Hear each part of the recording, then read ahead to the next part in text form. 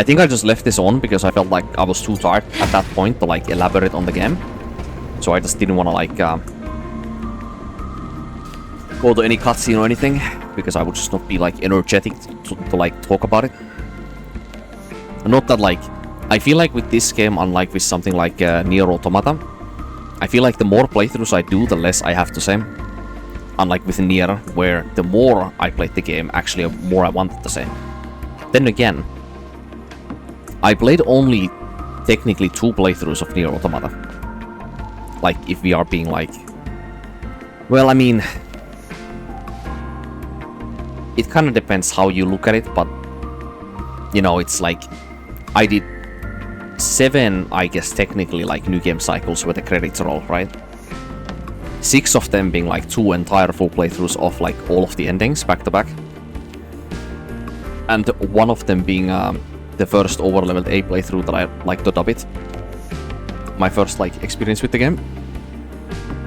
And I feel like because of just 2 entire playthroughs with all of the endings, there was always enough stuff that was new at the time for me to talk about, that it never got like kind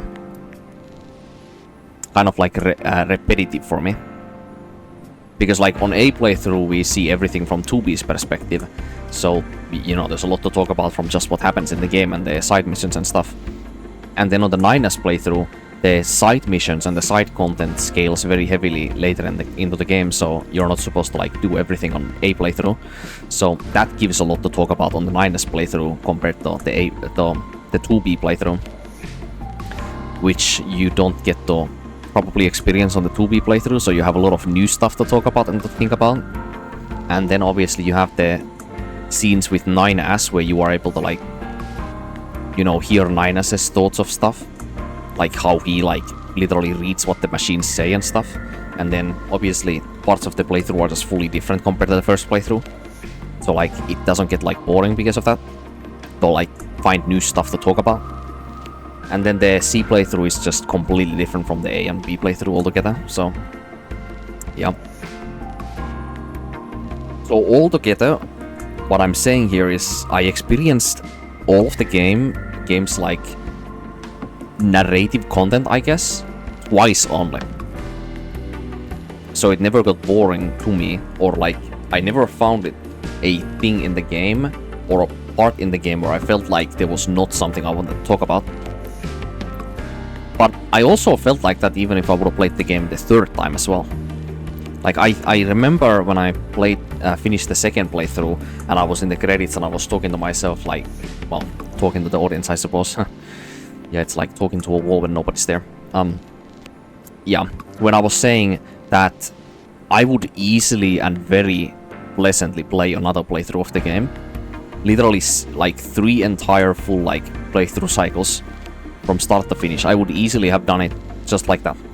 The only reason I did not choose to do that was because I felt like, you know, it was time to finally move on and play something new, right? But yeah, I would have easily just done a whole nother playthrough again. And I would have found it just as fulfilling as the first 2. Like, I know I would have. Like, what a lovely game that is. I still would have found new stuff to talk about, easily. But with this game, I feel like, because of how the storytelling is done and there only being like 1 cycle, there's just a lot of speculation. It's not that I find easily like always new perspective to talk about, with new like context that I have not thought of before, always. It's more so that the mysteries in this story, like, you wanna hear what the biggest mystery right now for me is? What is the reason as to why Mother Sphere decided to go AWOL and extinct or try to extinct all of the humankind? That is the part that I've been pondering this entire playthrough, as well as big part of the previous playthrough. And one answer I kind of got for it was that if Raphael Marks, aka Adam, if he somehow imprinted some of his own prejudice of like what life as a species in Earth should be like, or maybe he imprinted some of his real like concerns regarding like resources that the planet, for example, has to offer, being like a very plain way to explain as to why it is only feasible to have one very dominant species that controls most of life as the intelligent and more like physically and mentally capable species compared to the rest of the lineup, basically. But that kind of idea would only come from Raphael Marks himself to the Matter Sphere. Like, I feel like the Matter Sphere...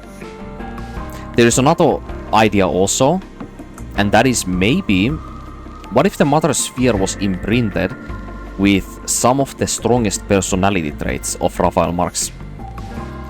What if the Matter Sphere inherited some of Raphael Marx's most like endearing personality traits, such as like ambition or like lust for knowledge, possibly, or the what is this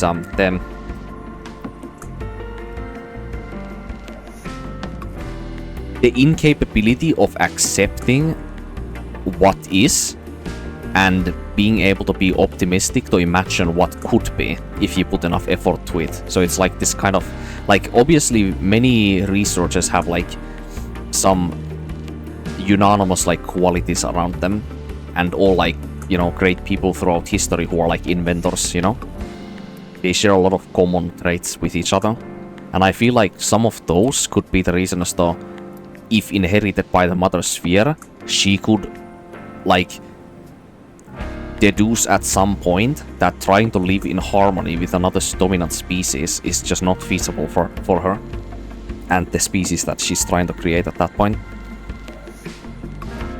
But at the same time, it is such a great mystery, because like Adam repents his decisions and his past life at the end of the game. He makes it very clear that when Eve is quarreling about this entire like betrayal by Adam, basically, like how she's been taken advantage of throughout the entire game by Adam, then Adam has this one very powerful line where he says that he wants to lament, he wants to repent, and he wants to build the human like species anew again, you know, to fix his past mistakes. And like the thing is, if Adam or Raphael Marks is if he's a very valiant person, then a lot of soldiers have the same exact thing.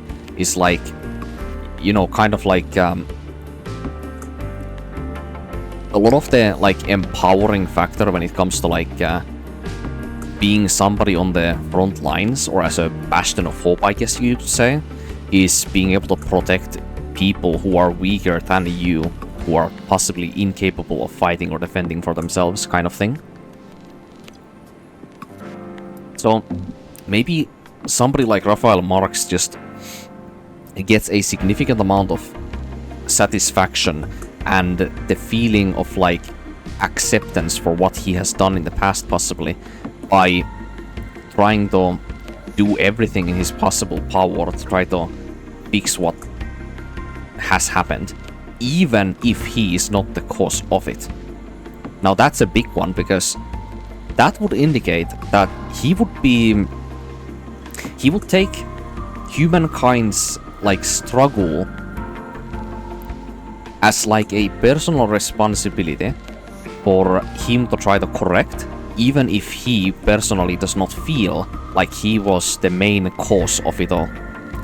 But he also does say in his dialogue that he is the source of it all, but he doesn't never like specify it, even to the point where I only noticed that he was Raphael Marks by reading the description after starting the New Game Plus on this character, or on this playthrough. So like,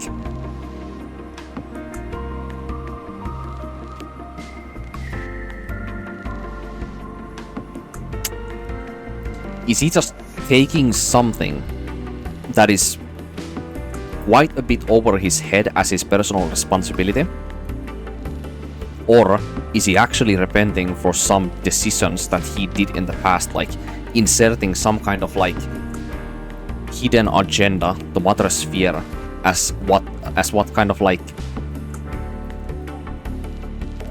like development she should have in the new species of humanity?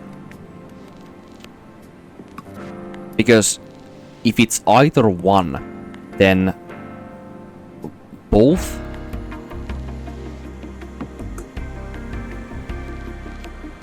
Adam's and Mother Sphere's actions are explained by it. And it doesn't matter which one of the two it is. The consequences would be the same.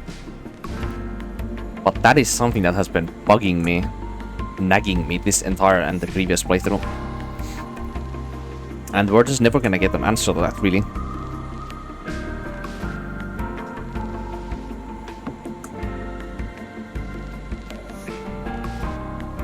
Oh, and then there's obviously the other one where, like, why does Mother Sphere send out such a small squadron of angels each time to Earth?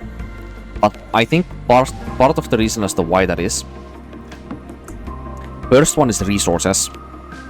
I think I want to say the first one is resources because Mother Sphere has been denied resource collection from Earth because the orbital elevators do not work.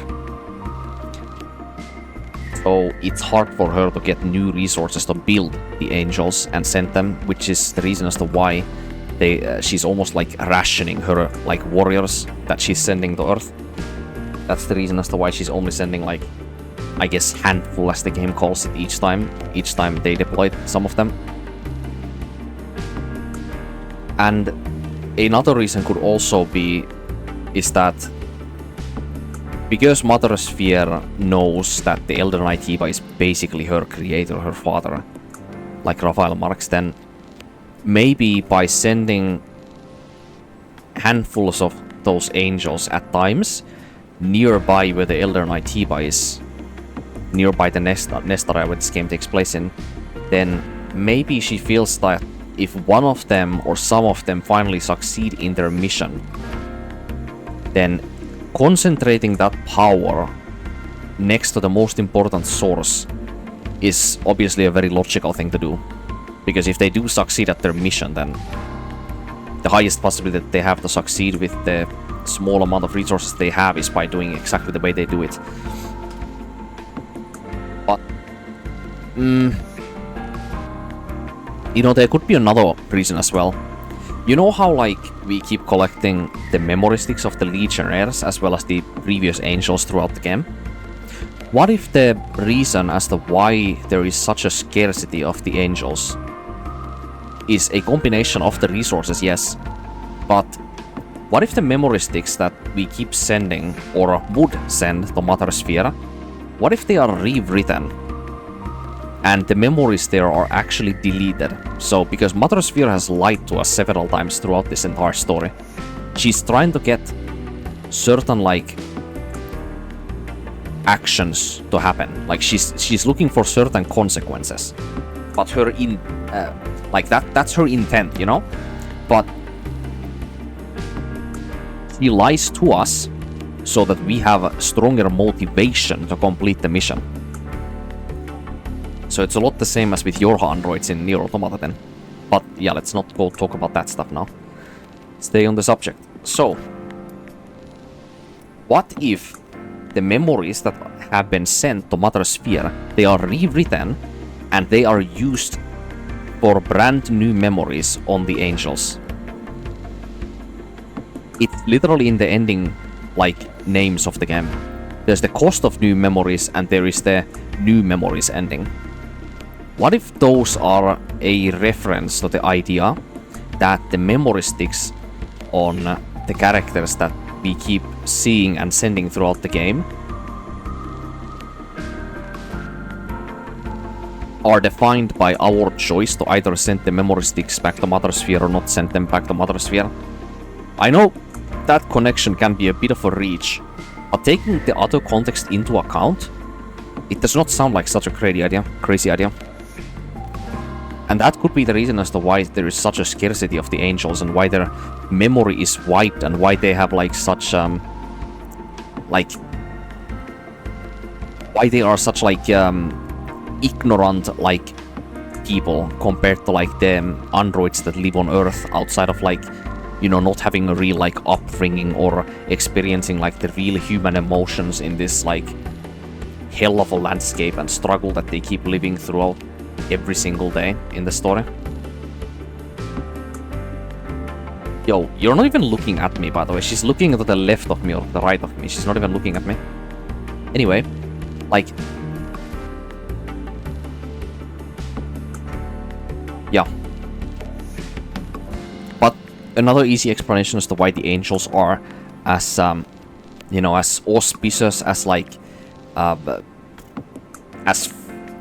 frail of mind and as candid and open-minded and as like ignorant as they are of like human social like cues and behaviors and the norms and all that. All of that can be very simply explained by the fact that they are born inside like a controlled space where they only learn how to fight in combat so that they can take on the Elder Knight Hiba, and then that's about it. But that still does not solve the reason as to why Eve, our Eve here, is so special and different compared to any of the other angels that we see or hear about throughout the entire game. I guess exception to that could be... No, I can't really say that Raven is an exception, because Raven and Eve, they just feel like different people. They don't feel like their cognitive intelligence is different, but it's just their personality traits is the only thing that is different. So why does Eve have such different personality traits compared to something like Raven? Well, I already explained that before by Raven being like the captain of the Airborne Squadron 2. So being a captain, she has to have a different kind of personality trait set to be able to be effective in her duties. But does that mean that all of the soldiers, all of the Phylan rank of those captains and commanders then, does that mean that all of those are like our Eve here, where they are actually like candid, auspicious, and like very open-minded to new things, but also very gullible at the same time, easy to fool, but very kind and caring and compassionate? Does that mean that all of the other Eves have these qualities? Because personally, I can think of only one exact reason as to why those qualities on a soldier like this would make sense, and that is motivation. I think if you have a soldier that is supposed to be motivated by their compassion towards their peers or their own people's like suffering, then that creates a very strong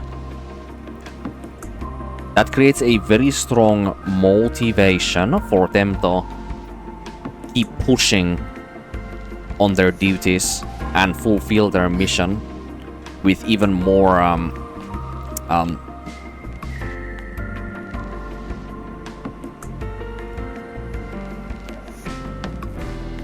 with even more interest than before.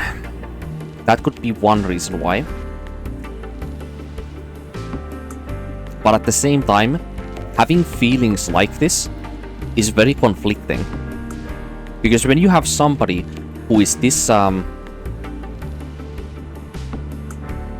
would say, this like confused or this like unstable, I guess, as a person, with their like how they manage their feelings and how they are so open to new feelings, I would say having a person like this is more of a liability than anything. Because when you have a person that is so like compassionate and so driven by what they feel throughout the game, like Taki is a great example of this, because even because of her personality traits that I just explained, she's very attached to people in this game.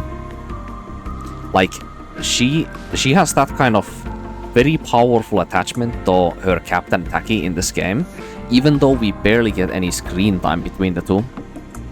So, but you can just tell that Eve, like, really, like, strongly cares about Taki. Even though Taki, on her outward appearance, does not really show it. Like, Taki seems like a normal, like... She has the normal, like, stalwart, like, personality traits of a captain. Of somebody who is on power. Of somebody of leadership.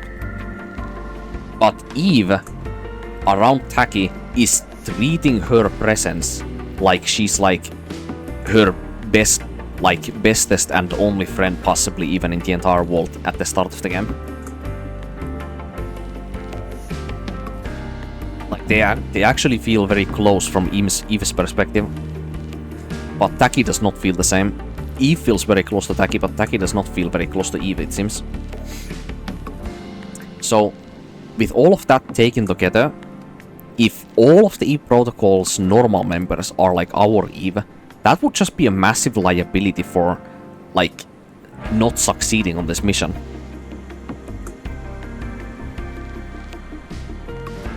Like, carrying your emotions on the sleeve, as I like to say on the first playthrough. It serves you on both directions. It can be a positive thing for motivation and finding reasoning on your own existence and purpose. Finding, like, truth in that. But at the same time, if the person is distraught enough by what they experience, see, and feel, like, for example, Raven, when she finds out that she's been lied to her entire life by the Mother Spheres, like, lie about the entire, like, salvation of the humans as species, and she finds about that from the Elder Knight Heba. She feels so, like, wronged and betrayed by that lie that she literally cannot even function as the old person that she used to be. Like, she completely loses it and becomes something... She becomes her worst personality traits for the rest of her life, essentially, is what she becomes. Like, I guess I'm not entirely sure if this is true, but I think when it comes to people who have bad, or people who I would consider bad, and this kind of goes for any part of life, like real life, in video games, in entertainment media or whatever, those people have to fundamentally have some bad personality traits or behaviors that they indulge in some capacity. But when they are concentrated to certain forces and changes in their lives, if they choose to surrender to those impulses, like fully, then they basically will start representing only their worst personality traits. And their worst personality traits, when they fully indulge on those, that's what we as society start, or that is when we as society start thinking that they are bad people. Because nobody is fully evil, you know? Nobody who is currently fully evil or fully bad or fully corrupted is not just that. It's never that simple, you know? So I feel like somebody with Raven, like, we see on her holographic records that she used to be much more than that. She didn't used to be such a spiteful, like, resentful person as we find her, you know? But that's what she has become because she has surrendered her entire emotions and feelings and purpose on just indulging on that hatred that she's been boiling up. Yeah, but oh, this is getting a little off topic now, but yeah, it's fun. Oh boy. But yeah, there's just some thoughts there. Wow, I really went off the rails. Let's continue the game. I have too many thoughts to say, so I'm just gonna What a paste them. view.